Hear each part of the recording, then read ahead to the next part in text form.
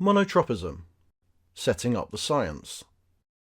The theory of monotropism describes the way in which autistic people's neurology processes sensory information, engages with something in order to give it our full focused attention, works to move our attention from one thing to another, and validates autistic experience in a non-pathological way.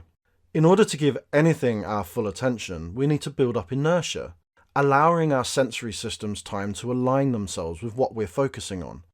What's happening in that time is the monotropic brain is looking for an in, a hook, something to spark its interest. What does it look and feel like? Autistic people experience attention very differently to non-autistic people. Once it has found that hook, the autistic brain is able to lock onto it, but the focus of our attention has more mass than anything else in our environment. It's like a black hole. Its gravity drags us in. We're pulled towards it with immense force, hurtling through a tunnel of attention. We then experience a state of flow, where the object of our attention becomes all-encompassing. Inside that flow state, we can have incredibly intense experiences. It enables us to explore topics at great depths and complete tasks to a high degree of proficiency. It can feel incredibly good to access a flow state around your passions, increasing your levels of enjoyment and satisfaction, and thus increasing the intensity of the flow. If an autistic person is in an environment in which they feel unsafe, sensorially or emotionally, greater monotropic depth can be needed to cut out those negative sensations. Conversely, unsafe places and situations can dysregulate us too much, so that we're unable to build enough inertia to get into a flow state. Why is it important to know this?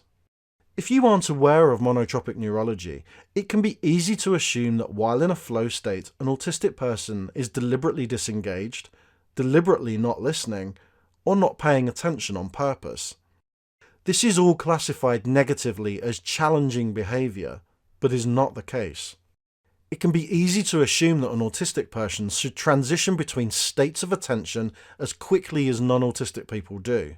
But coming out of your attention tunnel and moving your attention from one thing to another can be difficult and take time. You're pulling the weight of your being out of a gravity well, and afterwards you need to realign your sensorial and emotional state, and then refocus on the next thing that needs your attention. If an autistic person is pulled out of monotropic flow too quickly, it causes our sensory systems to dysregulate.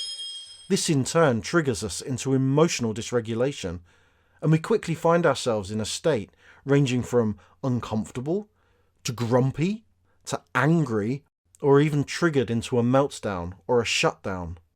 This reaction is also often classed as challenging behaviour, when really it is an expression of distress caused by the behaviour of those around us. How you can get things wrong: not preparing for transitions, too many instructions, speaking too quickly, not allowing processing time, using demanding language, using rewards or punishments instead of intrinsic motivation, poor sensory environments, poor communication environments, making assumptions, and a lack of insightful and informed staff reflection.